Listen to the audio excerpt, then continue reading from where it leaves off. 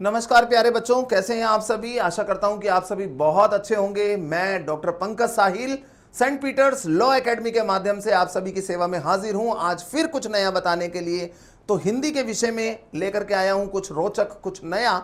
तो बताइए हिंदी क्यों आवश्यक है। आज के समय में अगर हम देखें तो हिंदी एक महत्वपूर्ण विषय बनता जा रहा है, लेकिन हिंदी पढ़ने के बावजूद भी 10वीं कक्षा तक तो अनिवार्य विषय के रूप में आप हिंदी पढ़ते हैं, परंतु अब एनईपी के आ जाने से आप एनईपी इंप्लीमेंटेशन हो रहा है according to the national curriculum of framework के माध्यम से।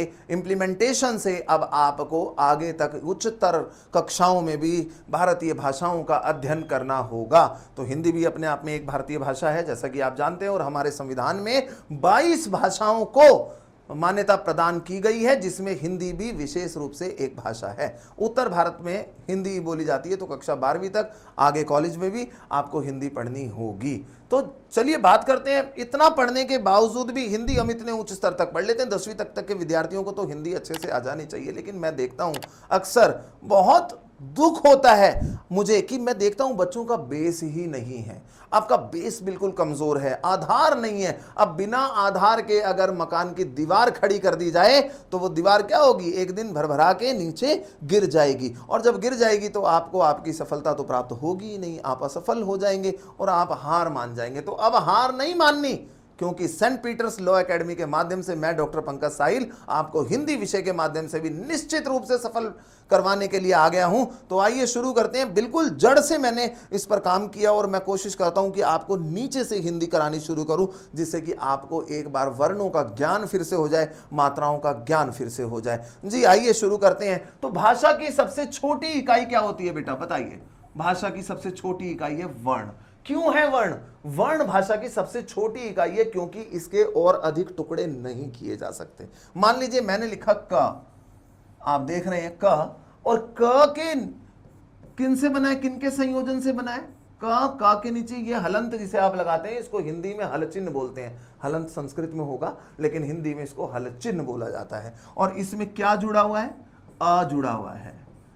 क में अ मैंने जोड़ दिया तो क्या बन गया? क। अब ये क बन गया तो ये क अपने आप में अकेला नहीं है ना, यानी ये इसके और अधिक टुकड़े मैं नहीं कर सकता। ऐसे करके भी लिख सकता हूं। क्या मैं इसको ऐसे और ऐसे लिख सकता हूं? सवाल ही पैदा नहीं होता। तो इसलिए हम कहते हैं कि भाषा की सबसे छोटी इकाई वर्ण है। अ स्मॉलेस्ट यूनिट, स्मॉल नहीं बोल रहा हूं, स्मॉलेस्ट यानी छोटी से भी छोटी, लघुत्तम। A smallest unit of the language is called वर्ण, अल्फाबेट्स। तो अल्फाबेट यानी वर्ण जो है कितने प्रकार के होते हैं? वर्ण तो आपको पता चल गया कि वर्ण क्या है। अब वर्ण में कितने भेद होते हैं? तो वर्णों के बेटा दो भेद होते हैं। वर्ण दो प्रकार के होते हैं। कौन कौन से? वर्णों की मैं बात करूं तो एक है स्वर और दूसरा है व्यंजन।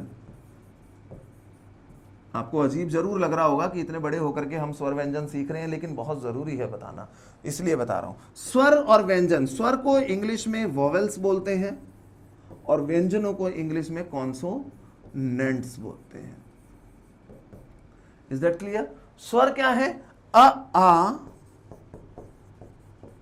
इ ई, उ ऊ, री, ए, ऐ, ओ, औ।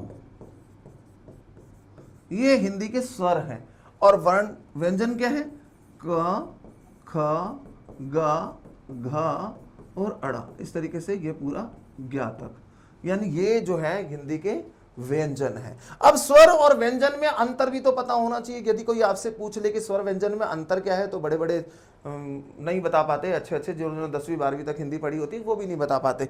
स्वर क्या है बेटा? वे ध्वनियां जो स्वतंत्र रूप से मुख से उच्चरित होती हैं, जिनको बोलने में किसी की भी सहायता की जरूरत नहीं होती, यानी किसी अन्य वर्ण की सहायता के लिए वो जरूरत नहीं समझते और स्वयं ही उच्चरित हो जाते हैं, उनको हम स्वर या इंग्लिश में वोवेल्स कहते हैं। पर व्यंजन क्या है? व्यंजन वे ध्वनियां हैं जो स्वरों की सहायता से बोली जाती हैं। जैसे घर में फैमिली में हेड कौन होते हैं? फादर। पापा बच्चों की उंगली पकड़ करके उन्हें चलना सिखाते हैं। ठीक इसी प्रकार ये सारे बच्चे हैं, क ख ग घ और ज्ञा तक, और इनके जो गॉड फादर कह लो या फादर कह लो, अ इ ये जो हैं जितने भी स्वर हैं वो इनके फादर हैं और इनको उंगली पकड़ करके भाषा में चलना सिखाते हैं। आशा करता हूं कि आपको स्वर और व्यंजन का अंतर पता चल गया होगा। अब मैं बात करूं आगे, तो अब आप हमारी वर्णमाला को समझिए। वर्णमाला क्या है? वर्णों का व्यवस्थित एवं क्रमबद्ध समूह, वर्णों का व्यवस्थित एवं क्रमबद्ध समूह ही हमारी वर्णमाला है हिंदी में। और वर्णमाला के अंदर अगर आप देखेंगे तो स्वर और व्यंजन दोनों होते हैं। मैं एक बार लिख रहा हूं, आ ई उ री ए आए ओ आओ। स्वर तो यही है 11, लेकिन एक चीज और जुड़ गई है, अंग और अ। जैसे अनुस्वार के लिए अंग आ गया है और विसर्ग अह की आवाज के लिए ये है। ये स्वर नहीं है, ये अयोगवा है। बाकी हिंदी के स्वर अगर आपसे कोई पूछे तो आप 11 ही बताएंगे। ये ध्वनियां तो साथ में जुड़ गई हैं, ठीक है। ये स्वर है हमारे, तो कितने हैं ये? 11। आप गिनना चाहें गिन सकते हैं, 1 2 3 4 5 6 7 8 9 10 और 11। 13 नहीं है, बाकी के जो 2 हैं वो अयोगवा हैं। अब मैं अगर बात करूं व्यंजनों की तो क ख ग घ और अड़, च छ ज झ और इया, ट ठ ड ढ अणा, ठीक है ना। त थ द ध और न, प फ ब भ म, ठीक है। तो ये पहले तो इतनी चीजों को समझें। ये क्या है बेटा? ये हमारे जैसे क वर्ग, क से शुरू हो रहा है तो ये क वर्ग है, च वर्ग है, ट वर्ग है, त वर्ग है और प वर्ग है। हिंदी वर्णमाला में 5 प्रकार की फैमिली होती है, 5 वर्ग। हालांकि ये स्पर्श व्यंजन है पर वो बहुत डीप बात है, पर अभी आप इतना समझें, क वर्ग, च वर्ग, ट वर्ग, त वर्ग और प वर्ग, ये 5 प्रकार के वर्ग होते हैं हमारी फैमिली के अंदर वर्णमाला में। और ये अड़ा, इया, अणा, न और मां, ये सारे कहलाते हैं पंचम वर्ण। क्या कहलाते हैं? पंचम वर्ण या पंचमाक्षर। क्यों है ये पंचमाक्षर? क्योंकि ये 5वें नंबर पर आए हैं, इसलिए इनको पंचमाक्षर कहते हैं। तो क वर्ग के अंदर क्या आते हैं? ख ग घ और अड़ा। च वर्ग में आते हैं छ ज झ और इया, इनके बोलने का तरीका भी देख लीजिए आप, गलत ना बोलना। ट वर्ग में आते हैं ठ ड ढ और अणा। त वर्ग में आते हैं थ द ध और न। प वर्ग में आते हैं फा।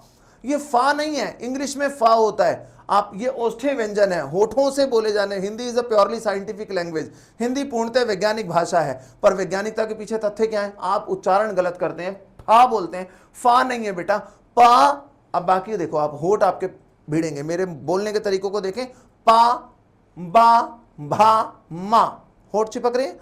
तो इसमें हम फा क्यों बोले? हमारा होठ नीचे वाला अंदर की ओर क्यों जाए? फा नहीं है, फा इंग्लिश में होता है। अगर आपने फा से फूल बोल दिया तो फूल तो मूर्ख हो गया, इंग्लिश में होता है पा फा। आप बोलेंगे फल, फूल, फूल नहीं फूल। अब आप देखें बोलने के तरीके को, फूल आप स्वयं बोल करके देखेंगे तो आपको पता चल जाएगा। पा से पतंग, फा से फूल, बा से बकरी, भा से भालू और मां से मछली। तो आपने देखा ये औष्ठ्य व्यंजन है। तो आपको ये पता चल गया कि ये चीजें क्या हैं। अब मैं बात करूं इसके बाद पाफा बाभा मां के बाद क्या आता है? या, रा, ला और वा। ये क्या है? इन्हें हम बोलते हैं अंतस्थ व्यंजन। क्या बोलते हैं? अंतस्थ व्यंजन।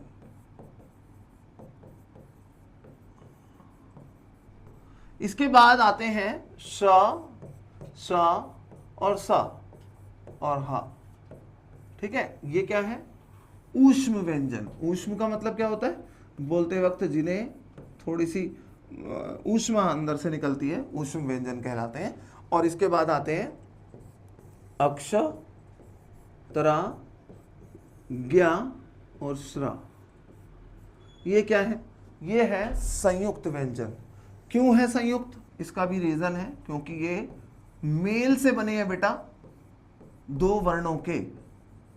कौन से 2 वर्ण हैं इसमें?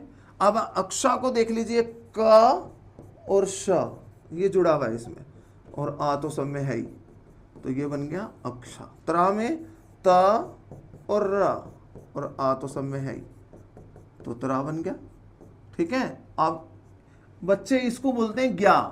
आज के हिसाब से तो ज्ञा बोलने लगे हैं, पर ये ज्ञा नहीं है। जब हम इसको तोड़ते हैं तो ये जा और इया, जो चा वर्ग का पंचमाक्षर था, उससे टूटता है ये। आज भी जब हम इसका वर्ण विच्छेद करेंगे, मैं लिखूं ज्ञान, तो ज्ञान का वर्ण विच्छेद करते समय आप लिखेंगे जा इया आ न और आ, यहां जमा का निशान आएगा, तो आप देख रहे हैं। तो जा और इया से ही तोड़ना है आपने इसको। और इसके बाद है श्रा। श्रा में शा शलगम और रा जुड़े हुए हैं, और आ, इसलिए ये क्या है, संयुक्त व्यंजन है। शा भी 3 प्रकार के होते हैं, दंते सा, तालव्य सा, मूर्धन्य सा। दंते जब हमारे दांत आपस में भिड़े, तालव्य जब हमारी जीभ हमारे तालू को टच करे, और मूर्धन्य जो स्वेच्छा से बाहर आ रही हैं, जिसमें हमें बोलने में कोई जोर नहीं पड़ रहा। तो आपने ये सारा देखा, ये हमारी वर्णमाला थी। आशा करता हूं कि आपको समझ आई होगी, और नहीं समझ में आई तो आप इस वीडियो को दोबारा देखिएगा ना, तो जरूर समझ में आ जाएगी। ऐसा हो ही नहीं सकता कि ना समझ में आए। तो अगली सीरीज के अंदर हिंदी की बेसिक जानकारी को लेकर के मैं मात्राओं के रूप में आप सभी के सामने फिर हाजिर होऊंगा।